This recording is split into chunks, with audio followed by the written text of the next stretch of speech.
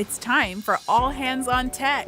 Climb on board as hosts Amina and Isaac explore all of the amazing things happening in Nova Scotia's tech sector. Each episode, we will chat with local experts to uncover the secrets of what makes Nova Scotia the best place for collaboration, innovation, and creativity. All Hands on Tech is proudly produced by Digital Nova Scotia, the industry association for Nova Scotia's growing tech sector. Thank you so much for joining us, the folks at Podstarter. We got Reese in the building.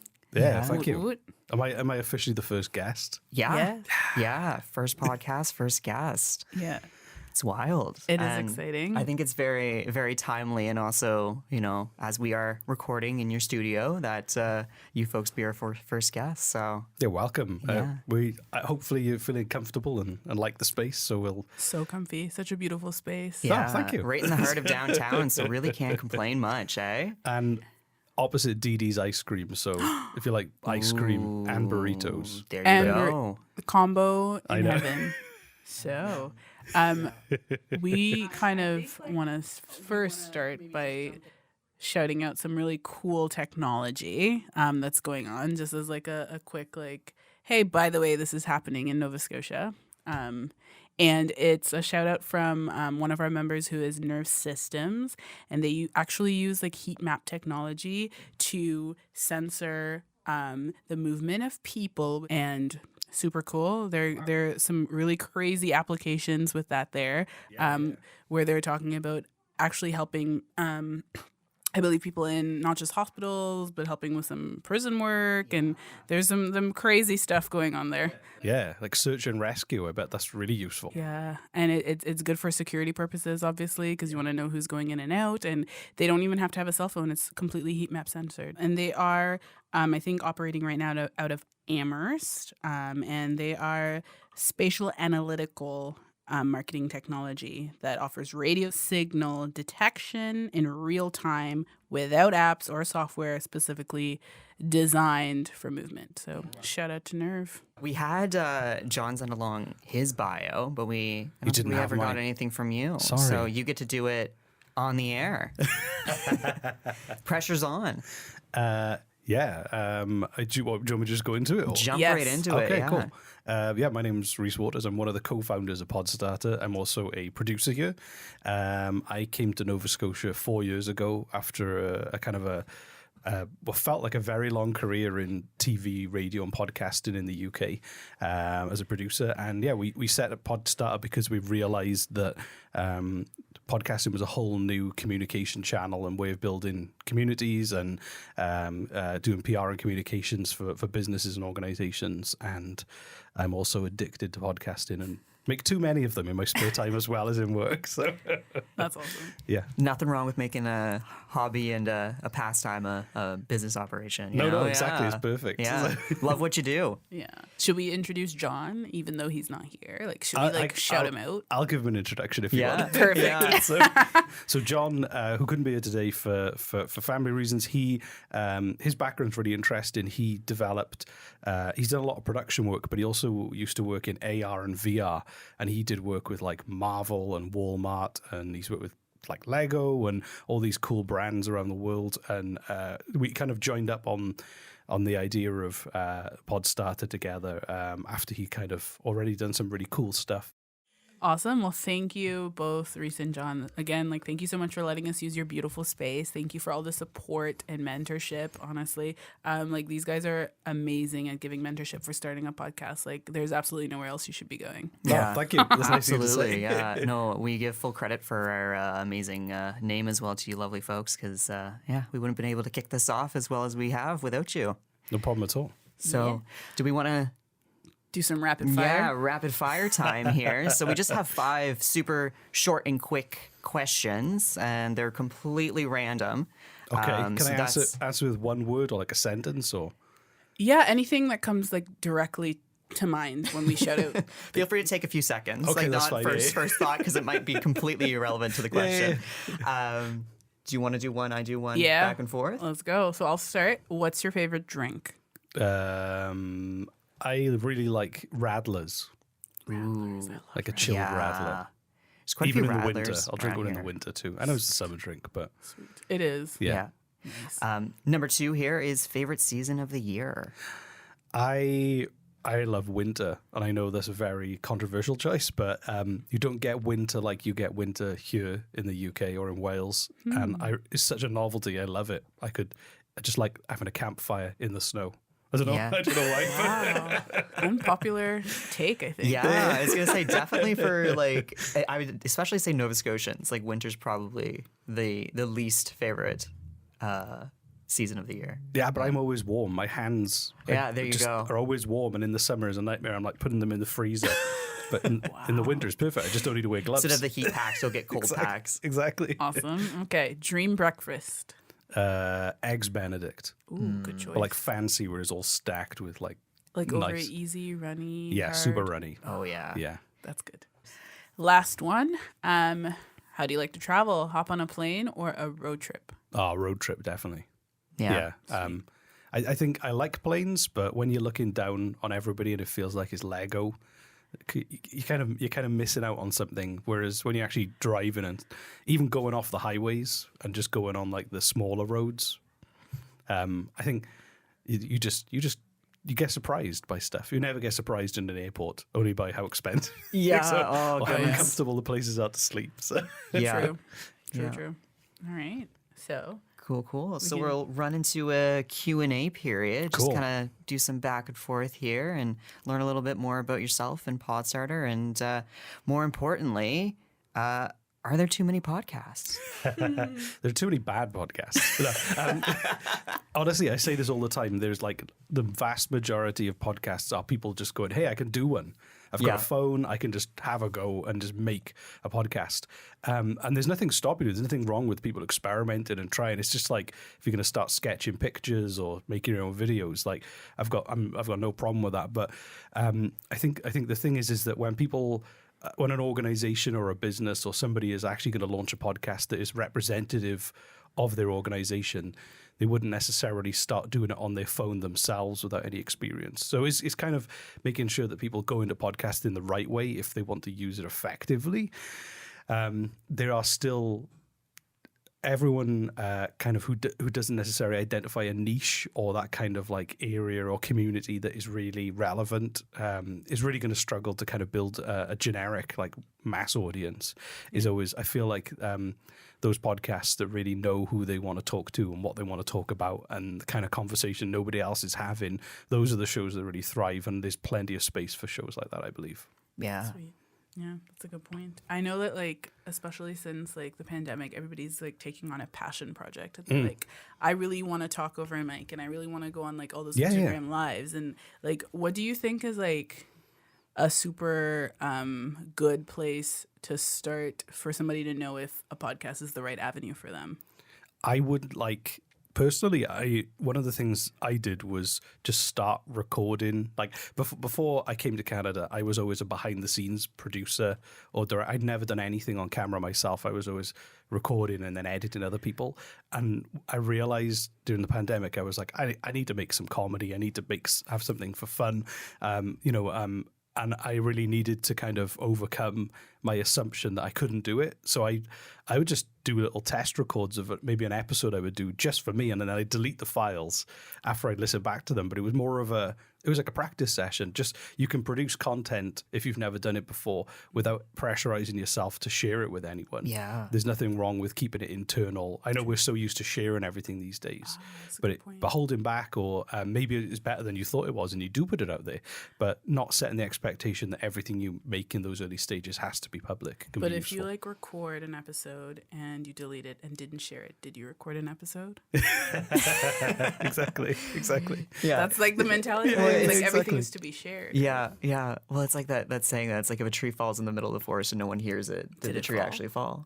You know? Was the podcast ever actually recorded? Yeah. Yeah. If nobody else heard it but you. Exactly. It was secret. Yeah, And but I think I was just gonna say I think that's a really good like idea too, because I know so many people, they get into like journaling, or your point exactly, they get into a passion project and they're like, I have to make money from this, I have to Yeah. capitalize this, but that's so much work. And also podcasts are really accessible. Exactly. Like the accessibility of a podcast, editing a video is, don't even get me started. But editing audio, it's it's relatively straightforward. It is, yeah. It's definitely like a more straightforward process than video editing, but at the same time, you have to work harder to keep that single sense entertained. Sometimes if you've got bad audio in a video, you can lean on changing the sound or vice versa. Or if there's whereas with audio, it's all about the waveforms that you've recorded or what you add to it. So although I do really like, I never thought I would do pure audio projects because I always wanted to do TV when I was younger or film. And then I did some radio projects for the BBC, and it blew my mind because with like TV, when you have like a fixed budget, your ambition is limited by that budget. Because if you say, I want a dinosaur, unless you're like special effects or like prosthetics or whatever you can do to kind of create that, it's very hard to do a convincing dinosaur. Whereas in audio, there's tons of sound effects, so you can make your own sound effects, and it kind of it unleashes your creativity in terms of what you can do. And even if you don't have a budget, it doesn't. Your creativity isn't limited by the money you have in that sense. You know what's a really good example of that I actually learned about recently? The maker of Jaws had so apparently in making Jaws, they invested like a ton of money into like this like prosthetic shark or something like that. And when the result of it wasn't usable for film. So if you notice, like in the original Jaws, you never see, just see that top fin. Yeah. So he's like, what if I only create this top fin and that music, what's the jaw? That Like that dun dun dun dun. That was the only way that you knew that the shark was near. So that's a really cool way that like they used audio creatively where like the visual failed. Just that score was like. Yeah, so I mean, how old is that film? And it was made before we were all born, and we all know we all know the music to it. Yeah, but I think that it using audio and using sound, like one of my film lecturers always used to say that sound is half the picture, and it was that thing of like how you can kind of enhance the experience through sound design with the visuals, but then when you take the visuals away, you have a lot of you have a lot more creativity and free reign, but also the audio does have to kind of hold out in terms of quality and editing and all those things too as well. So. Well, it also leaves it up to the audience's interpretation too as well. Like I'm just thinking of people who like only like reading books, and then there's the people who are like hardcore movie fans.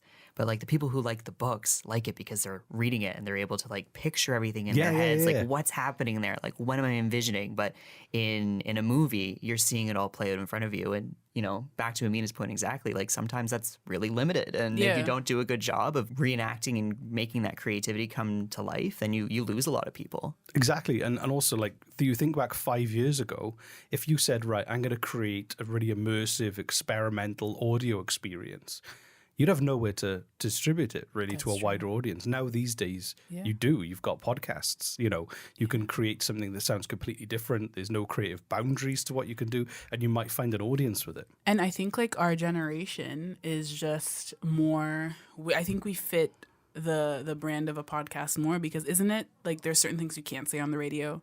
There's certain things that you can't do for a radio show. Like there's so much restriction where it's like, podcast is like say what you want and the right audience will kind of listen in.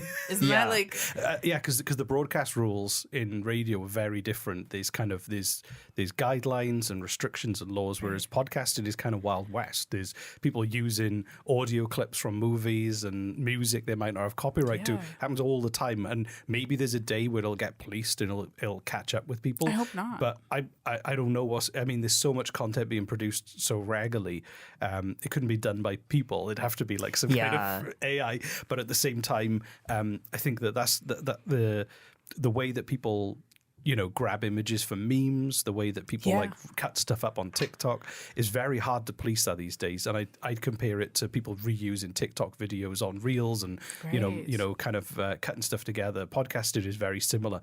The content is messy in the sense of there's no clear copyright. No. So, and if there was, how would you enforce that? And how would you police that? With podcasts, there's so many podcasts. Exactly. Too many, maybe? I know. I was going to say, I'm like, I'm being that person that starts repeating the title. But, I mean, it is true. There's so many out there. But there's not too many. There are some amazing like communities and subreddits and Facebook groups out Really? there where people will say, hey, and often people will chip in with experiences they've had. So That's definitely one of my favorite parts about podcasting is the fact that I can just put headphones in and I can listen to like an expert talk about something Yeah. that I'm super passionate about for an hour, like no commercials or anything like that, like just hearing them, go on.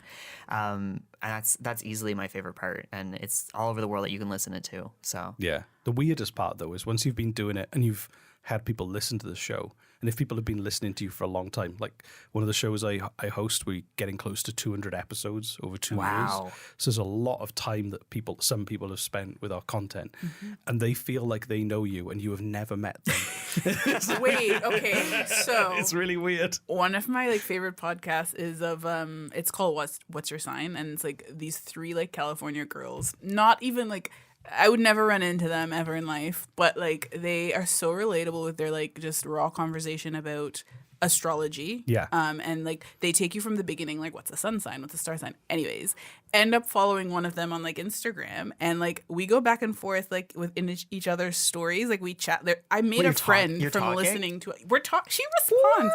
She's a Taurus like me, and we talk. Like I'm like, Yeah, are you yeah, going yeah. through this right now? And she's like, yeah. And I don't know if she does that with all her listeners. I'd feel very unspecial if she did. But like I literally made a friend through a podcast because I was like a super fan. But that's it as well. Is for me, I the ideal podcast is I feel like I'm in a room with some friends. Yeah. And they're having a conversation that I'm really interested in. And this is why I hang out with these people, because we talk about this stuff and I can't talk about this stuff anywhere else. And Yeah. and to me, that's like the ideal kind of setup. Or even I'm just listening to somebody I find interesting. Yeah. And I think that podcasts that really do build, like, that's a great way. Like they're like, hey, you like our content and why you like it. Yeah. So why wouldn't they engage with you? Because they're making that show because they love the topic. They're passionate about it. This is the one conversation they want to have with the world more than any other.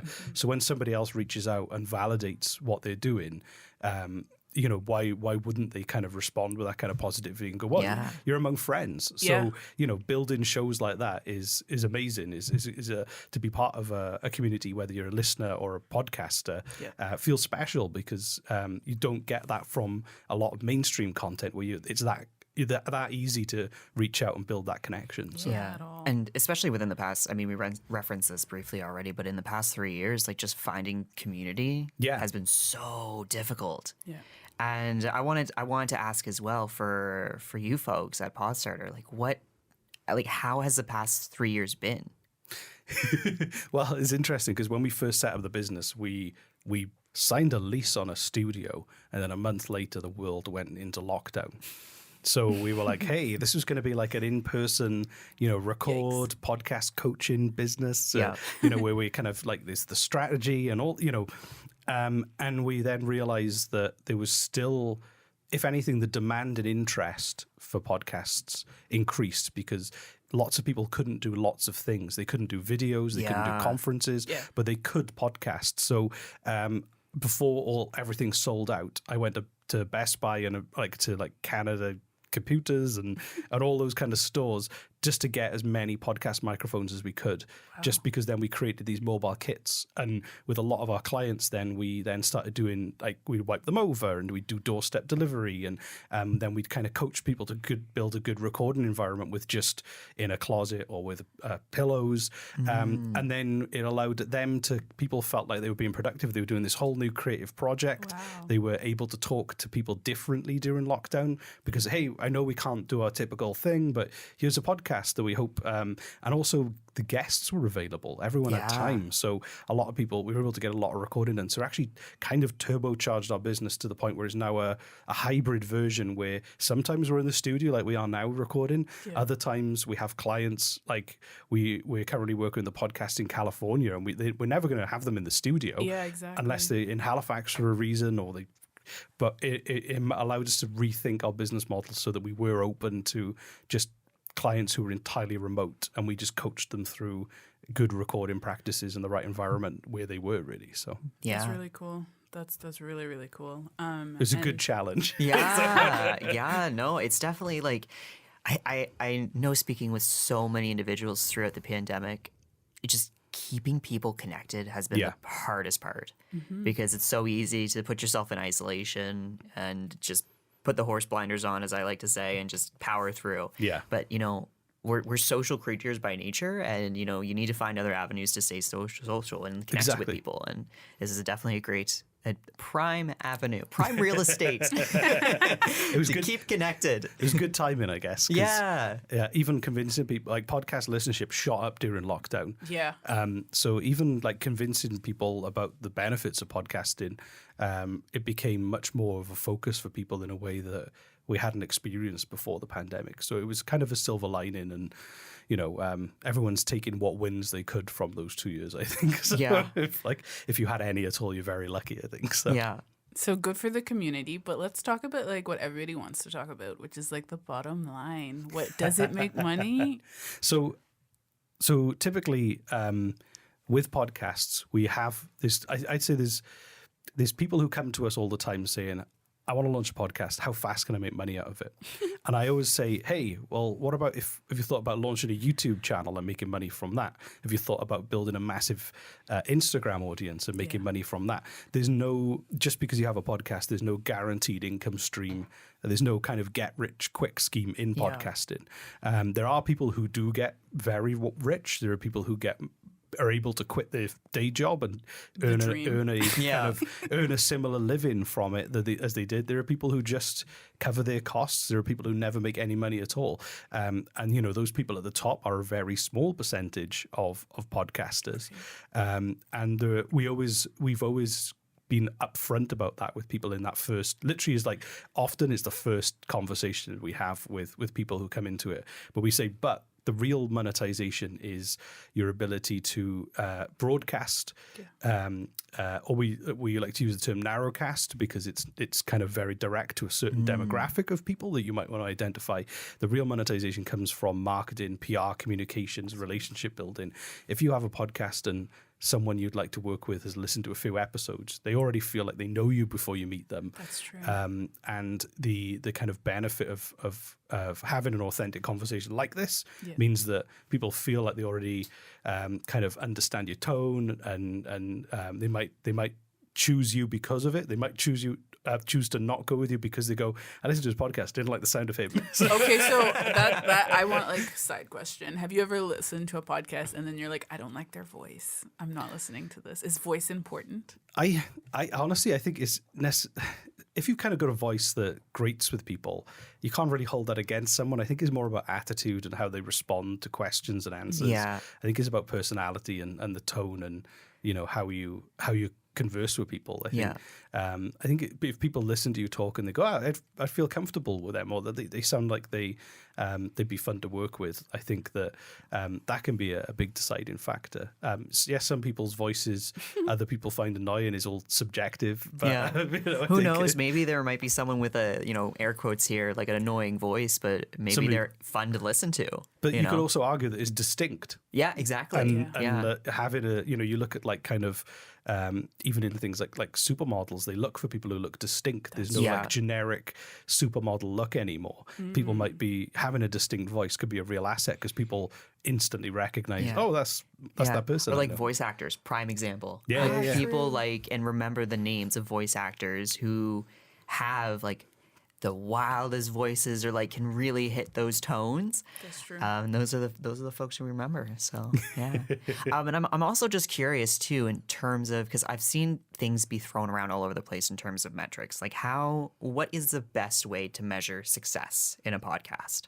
So the most successful interaction that you can hope for, I think, is somebody reaching out and explaining how your podcast has made them change how they feel about something, inspired them, has actually allowed them to kind of see the world differently at a time when they really needed that kind of additional perspective. Like we've had reviews and emails for some of the comedy shows that we've done in the past that say things like, I really needed a laugh and I listened to the show and I laughed for a whole 30 minutes and I hadn't laughed in weeks and I needed it. And those you go like, I don't need to get paid. I'll just do this for free. But then also I think that when you have when you build a community around your show, so you actually have people who are really, they go out and feel ownership, where you've interacted with them, you asked for their feedback, you've implemented ideas, and you have a group of people around the show that actually feel like they're supporting you, they're part of the story, they're part of what you're doing with it, and then also communicating with you on a regular basis. To me, I think that would be a successful podcast, because you know that what you're doing is worthwhile and that people are enjoying it and that you're building something from it. One example we do have is we do a podcast called Mullinger Meets Canadians, and it's the comedian James Mullinger, and he interviews people from Atlantic Canada who have done amazing or interesting things. Either they've left, they grew up here and they left, or they moved here and they've built something here. A lot of the audience is outside of Atlantic Canada. They tend to be Ontario, BC, Alberta. And somebody reached out to us saying that they'd listened to every episode, and they were born in Cape Breton and had moved over to Ontario, and that because of the show, they were thinking of relocating their life back to Nova Scotia. That's because awesome. the conversations had inspired them so much. So to me, that would be like the perfect moment of success. Yeah. So is podcasting an art or a science? Ooh, that is, yeah. Do you know what? I'd say is more of an art, definitely. Yeah. Because you can always, there's no recipe for success that can be repeated. I feel like there's a lot of timing. You could have the same show with the same hosts and the same kind of tone, but if it arrives 2 years early or 2 years late, it might miss its opportunity to catch the timing of what happens in that moment. That's So a good point. There's How do no you- prime algorithm. No, No. and it's like, how do you even figure out what's the timing for whatever you're speaking about? Exactly. Like, where does your niche fit in? Exactly. So, but it doesn't mean you shouldn't do it. I mean, if you're kind of going into it hoping to be like a runaway success, Right. there's a good chance, there's a very slim chance you could, but there's a very good chance that if your expectations are way up there and the realistic reality is somewhere between nothing and the middle, then you kind of going into podcasting setting yourself to fail because of those standards you have set. So I would say that you've got to go in there being realistic about what your goals are and having realistic goals of, well, I would like everyone between this age and this age in this town to be listening in if they like this topic or this thing. Or I would like everyone in the world who is into like blindfolded knitting. This is the podcast. This is the podcast for them. You know, you can have a very small goal or a big goal, but if you're kind of specific about your goal, you're more likely to get success. What's I think like so. the most specific podcast you've ever listened to? I'm trying to think. So, do you remember the TV show Due South? Due South? No. I don't. So, Due South was a Canadian TV show about a Mountie that went to Chicago because he was following a trail of whom somebody had murdered his father, I think. Oh my god. So it's a kind of a comedy show. It was kind of like a cop buddy series from the 90s, but it was huge it was a huge success in the UK. So much so that the BBC gave money to CBC to make another season, or Wow. funded it. And me and my friend were going to do a podcast on that TV show because Whoa. we were really into it. He's a survival expert. I was like, I moved to Canada, and that was the first time I was a kid. The first time I ever heard of Canada was through that TV show. Yeah. Wow. It That's was like, so let's funny. do it. And then we realized that somebody else had already launched. No. the- Really? Yeah. No, no, no, It's no, an obscure no. TV show. Shut the front door. And we thought we were like, nobody has done this because not everyone remembers this show. So. That makes me believe like there's something and someone out there for everybody, because if There like is, yeah. like how There really is. I mean, we were joking at the beginning about ASMR podcasts, but I've definitely seen them. there's like genres in ASMR. Yeah. Like, Yeah, yeah, that's yeah. how like specific There's like it's become. subgenres of subgenres. Like there's Yes. like ASMR, then there's food, and then there's like specific types of Yeah. food, and then like And then there's just like types of breathing, and then there's like activities, and well, with all that talk about genres, like what are some podcast genres that have like you feel it haven't been tapped into, or what are some of the genres that are being like over exhausted? So I think there's, especially like we have a lot of corporate customers who are businesses.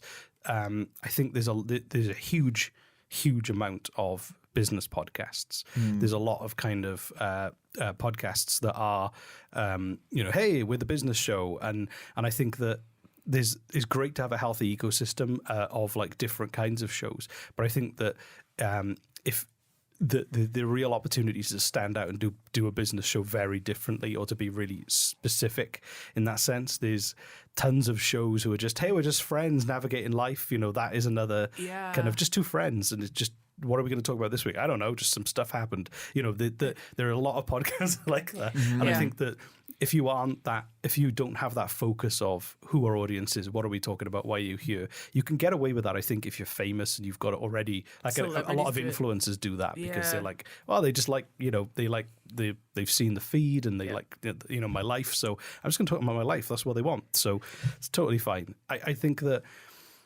you're seeing more and more as well. And something that's really exciting is audio dramas. Like scripted dramas with stars that aren't necessarily long running. They might just be 6 episodes or one 90-minute episode. Just literally just kind of these almost like movie style podcast experiences.